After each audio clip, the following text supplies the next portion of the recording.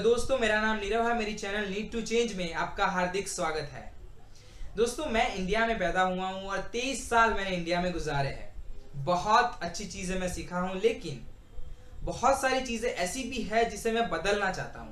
इसलिए मैंने अपनी चैनल का नाम रखा है नीड टू चेंज। तो ये चैनल द्वारा मैं कुछ ऐसे मुद्दों पे बात करूंगा जिसे बदलना बहुत इंपॉर्टेंट है। शायद जब मैं शेयर करूंगा आपको भी लगेगा कि नहीं, ये चीज को बदलना चाहिए। तो दोस्तों, आज का जो टॉपिक है वो है इंडियन चाइल्ड स्ट्रगल। कैसे इंडिया में पैदा हुआ बच्चा बड़ा होता है, कौन सी स्ट्रगल वो करता है, कौन से प्रॉब्लम वो फेस करता है, कैसा है उसका चाइल्डहुड। तो ये सारी बातों में इस वीडियो में करूंगा दोस्तों। तो चलिए शुरू करते हैं। दोस्तों, मैंने ये एक लाइन पढ़ी थी इंटरनेट पे, Indian child does not have childhood, they have struggle. मैं ये लाइन को काफ़ी हद तक एग्री करता हूँ, क्योंकि जो भी बच्चा इंडिया में पैदा होता है बहुत सारी स्ट्रगल उसे करनी पड़ती है। पहले पढ़ाई में करनी पड़ती है, फिर जॉब लेने के लिए करनी पड़ती है, और फिर पैसे ज़्यादा कमाने के लिए करनी पड़ती है। तो पूरी लाइफ स्ट्रगल ही स्ट्रगल होती है। लेकिन एक इंडियन चाइल्ड के लिए सबसे बड़ी स्ट्रगल है parental pressure and financial situation. Parents से जो उसे प्रेशर मिलता है एंड फाइनेंशियल सिचुएशन का उस पर जो इफ़ेक्ट आता है, ये जो दो प्रॉब्लम है वो बहुत ही मेजर है। According to World Health Organization, every year more than 14,000 students are committing suicide. हर साल 14,000 स्टूडेंट्स सुसाइड कमिट करते हैं। 70% are suffering from depression and stress. 70% student जो है वो डिप्रेशन और स्ट्रेस का शिकार है। और एक बहुत स्ट्रेंज थिंग यहाँ पे मेंशन की गई है कि इंडिया में जितने आदमी HIV एड्स से नहीं मरते, उससे कहीं ज़्यादा लोग सुसाइड से मरते हैं।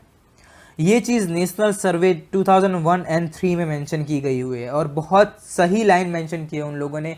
काफ़ी सारे स्टूडेंट जो है वो कमिट सुसाइड करते ही है। 2015 में 1230 स्टूडेंट्स ने सुसाइड किया था मुंबई में, 955 ने तमिलनाडु में और 625 ने छत्तीसगढ़ में।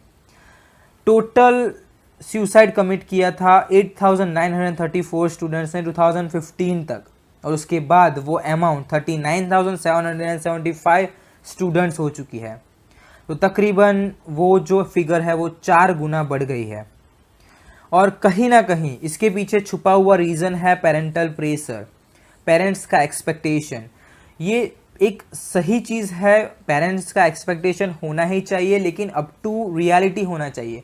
अगर आपको पता है कि आपका लड़का 65 या 70 स्कोर कर सकता है, तो don't force him to score 90%। India में ये बहुत कॉमन चीज़ है। हमेशा पेरेंट्स जो है वो कंपैरिजन करते हैं कि अगर ये तेरा कज़िन 95% ला सकता है तो तू क्यों नहीं ला सकता। तो मैं उन सब से यही एक चीज़ कहना चाहता हूँ कि ये चीज़ आपको बदलनी पड़ेगी। Here you need to change। आपको बदलना पड़ेगा कि आपके हाथ की 2 उंगली भी सेम नहीं है, तो 2 बच्चे सेम कैसे होंगे, उनकी मेंटालिटी कैसे सेम होगी, उनकी थिंकिंग पावर कैसे सिमिलर होगी। दोस्तों, ये एक चीज़ मैं बताना चाहता हूँ कि हर स्टूडेंट ब्रिलियंट होता है, लेकिन उसका एक एरिया होता है। कोई अच्छा क्रिकेट खेलता है, कोई अच्छा फुटबॉल खेलता है। अगर आप क्रिकेट खेलने वालों को फुटबॉल की स्किल से जज करोगे तो हमेशा वो फेल होगा। तो ये चीज़ बहुत कॉमन है, और स्टूडेंट पे इतना प्रेशर होता है कि वो फेस करने से अच्छा सुसाइड कर लेते हैं। फेल होने के कारण, लेस स्कोर आने के कारण वो फेस ही नहीं कर पाते हैं।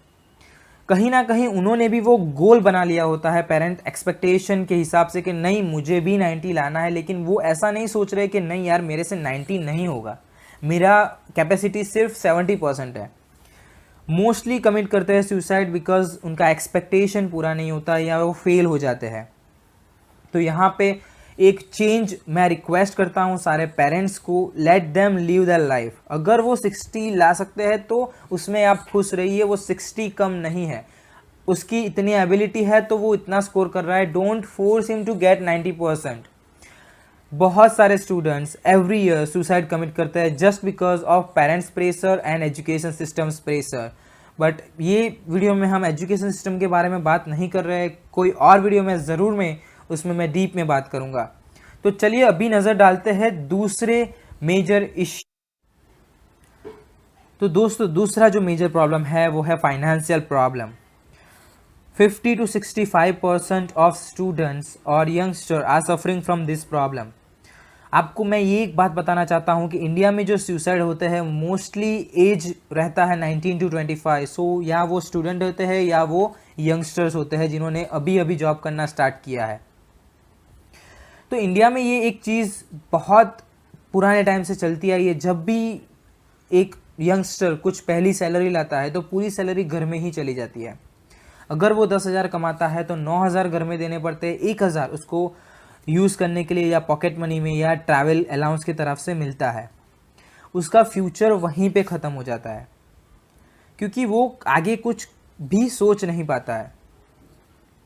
क्योंकि जब वो पढ़ रहा होता है, इतना अच्छे से वो पढ़ा, अब उसे कुछ तो एक्सपेक्टेशन होगी, अच्छी जॉब मिलेगी, अच्छी वो बाइक लेगा, अच्छी वो कार लेगा, अच्छा वो घर लेगा, लेकिन उसका पूरा जो सैलरी होगा वो घर में ही चला जाएगा या फाइनेंशियल सिचुएशन को स्टेबल करने में चला जाएगा। तो वो चक्कर में वो अपनी लाइफ जी नहीं पाता है और मोस्टली पेरेंट्स उस पर फाइनेंशियल प्रेशर डाल ही देते हैं। अगर पहली ही सैलरी आई बोलते हैं कि मेरे पे इतना कर्जा है और वो तुझे उतारना है, तो वो बहुत डिप्रेशन में आ जाता है क्योंकि अभी तो उसने अर्न करना स्टार्ट ही किया है। मैं एक चीज़ यहाँ पे कहना चाहता हूँ कि जब कोई बच्चा जन्म लेता है तो धीरे धीरे उसकी रिक्वायरमेंट बढ़ती है। पहले वो कुछ डिमांड नहीं करेगा, फिर 2-3 रुपए की चॉकलेट डिमांड करेगा, फिर वो एक पेंसिल या पेन की डिमांड करेगा, फिर वो बुक की डिमांड करेगा, बैग, मोबाइल, कंप्यूटर्स, ऐसे उसकी जो डिमांड्स रहती है वो धीरे धीरे बढ़ती है। तो पेरेंट्स को भी उतना टाइम मिलता है कि नहीं अभी ये चीज़ की ज़रूरत पड़ेगी। तो सोचिए, आपका बच्चा, वही यंगस्टर आज ही जॉब करने गया है, आज ही उसने जॉब के फील्ड में जन्म लिया है, आज ही उसने जॉब करना स्टार्ट किया है, तो कैसे आपके जितने भी फाइनेंशियल प्रॉब्लम है वो विद इन 1 to 2 ईयर वो सॉल्व कर सकता है। अगर आप पे 2 लाख रुपए का कर्जा भी है और वो आप उसके 10,000 से चुका रहे हो तो भी आपको तकरीबन 3 साल निकल जाएंगे। तो वो 3 साल तक उसकी लाइफ पूरी कॉम्प्रोमाइज़ हो जाएगी। ये एक सच बात है कि फाइनेंशियल प्रॉब्लम जो है उसे स्टेबल करना पड़ता है और वो हर यंगस्टर चाहता है, लेकिन उसमें थोड़ा समय लगता है जो कोई भी पेरेंट्स अपने बच्चे को देते नहीं हैं। जैसे ही पहली सैलरी आई 9,000 8,000 ले लेंगे, उसको 1,000-2,000 रुपये मिलेंगे, उसे कुछ भी लेना है तो फिर से मांगना पड़ेगा। वहीं से इश्यू स्टार्ट होते हैं कि उसके पास पैसे होते ही नहीं है कि वो कुछ इन्वेस्ट करे। सारी सैलरी घर में चली जाती है, उसे कुछ इन्वेस्ट करना है होते नहीं है, कुछ छोटा बड़ा बिजनेस करना है होते नहीं है। जब वो पढ़ रहा होता है तब वो कॉम्प्रोमाइज़ करता है कि भाई चलो 40-50 रुपये में बाल कटवा लिए, लेकिन जब वो स्टार्ट करता है जॉब तो उसे भी थोड़े एडवांटेजेस चाहिए, उसे भी थोड़ा अच्छे सैलून में हेयर कटवाने होते हैं, उसको ब्रांडेड कपड़े पहनने होते हैं, ब्रांडेड शू लेने होते हैं, ब्रांडेड वॉच लेनी होती है, लेकिन वो दबता जाता है क्योंकि वो कुछ ले नहीं पाता है। उसने बहुत अच्छे से पढ़ाई की, बहुत अच्छे से जॉब कर रहा है, फिर भी कुछ भी हेल्प नहीं हो रहा है क्योंकि सारी जो सैलरी है वो घर में ही चली जाती है। ये एक रिस्पॉन्सिबिलिटी है एवरी यंगस्टर की कि उनकी जो फाइनेंशियल सिचुएशन है उसे स्टेबल करे।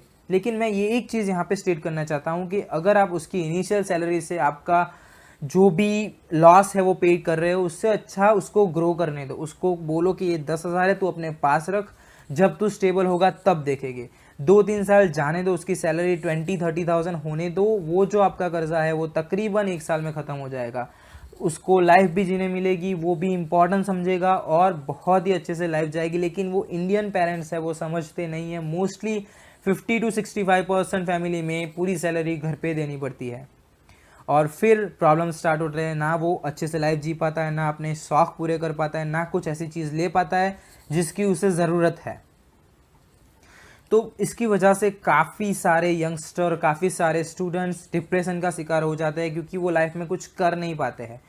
एवरी स्टेज अगर उनको घड़ी भी लेनी है तो 100-200 की ले लेते हैं। उनको मन तो करता है कि मैं भी भाई फास्ट ट्रैक की लूँ या टाइटन की लूँ, लेकिन वो ले नहीं पाते हैं just because of financial pressure. तो ये चीज़ को भी यहाँ पे बदलना पड़ेगा कि उनको पहले एक स्टेबिलिटी तक जाने तो दो। आज तो उसने कमाना स्टार्ट किया है, आज ही उसने जॉब फील्ड में जन्म लिया है, तो उसे थोड़ा बड़ा तो होने दो, उसे थोड़ा स्टेबल तो होने दो, फिर आपका सारा प्रॉब्लम जो है वो संभाल लेगा, लेकिन पहले स्टेबल तो होने दो। तो दोस्तों काफ़ी सारे लोग जो है वो घुटते जाते हैं, बोलते नहीं है, क्योंकि वो पेरेंट्स हैं, उनकी रिस्पेक्ट करना चाहते हैं। जब भी बोलते हैं उसे दबना पड़ता है। ये मैंने भी एक बार ट्राई किया था, मैंने भी बोला था कि मुझे बिज़नेस करना है, मुझे भी दबा दिया गया कि नहीं अभी तू कुछ अर्न नहीं कर रहा है, तू बिज़नेस नहीं कर सकता। एक बार ऐसा बोला होता कि नहीं तू कर सकता है, तो मैं हिम्मत रख के कुछ स्टार्ट कर भी देता। तो दोस्तों ये सही सी चीज़ है। मोस्टली जो यंगस्टर्स है ये प्रॉब्लम से सफ़र कर रहे हैं और बहुत डिप्रेशन में होते हैं, क्योंकि कोई चीज़ उनकी मर्ज़ी से वो ले नहीं पाते हैं। ना वो अच्छे से बाल कटवा सकते हैं, ना अच्छे कपड़े पहन सकते हैं, ना अच्छी घड़ी या अच्छा बाइक ले सकते हैं। सपने देखे होते हैं 50,000 वाले और लेते हैं 5,000 का। और मुझे यहाँ पे एक सिंपल सी बात समझ नहीं आती है, जब कोई स्टूडेंट पढ़ रहा होता है तब पेरेंट्स फोर्स करते हैं कि तू देख कि 95% भी कोई लाता है तो उससे सीख, तेरा टारगेट होना चाहिए ज़्यादा का। और वही चीज़ वो सीख लेता है, जब जॉब करता है तब वो देखता है कि उसके फ्रेंड की 50,000 सैलरी है, उसके पास कार है, वो गोल बनाता है कार का, तब बोले कि नहीं तू तेरे से कम वाले का देख के जिसके पास 2 व्हीलर भी नहीं है। ऐसा क्यों?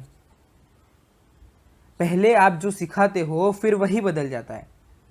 तो एटलीस्ट पहले से ही सही सिखाओ ना कि भाई तू नीचे वाले का ही देख या तू ऊपर वाले का ही देख। उसे आगे बढ़ना है तो बढ़ने दो, रोको मत। उसे बिजनेस करना है करने दो। अगर वो 2 बार गिरेगा तो ही खुद के पैरों पे उठ के चलेगा। अगर आप उसे ऐसे ही बोल दोगे कि तू नहीं कर पाएगा तो वो पूरी लाइफ हैंडीकैप की तरह लाइफ गुजार देगा, कुछ भी लाइफ में आगे होगा नहीं। तो दोस्तों यहाँ पे भी मैं ये शेयर कर रहा हूँ क्योंकि नीड टू चेंज, इसे भी थोड़ा तो बदलना ही पड़ेगा। एवरी पेरेंट्स को, अगर उनका बच्चा अभी जॉब स्टार्ट किया है, थोड़ा टाइम तो देना पड़ेगा। थोड़ा टाइम दो ताकि वो स्टेबल हो पाए, अपनी फाइनेंशियल सिचुएशन स्टेबल कर सके, तब ही आपको वो सेटल डाउन कर सकेगा।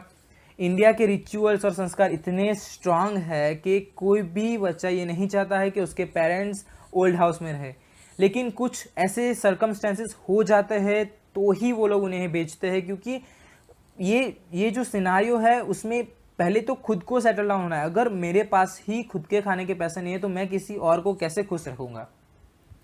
तो ये पेरेंट्स से सिर्फ इतनी एडवाइस है कि let them grow, let them do their job, उनको स्टेबल होने दो, फिर वो आपकी हेल्प करेंगे ही करेंगे।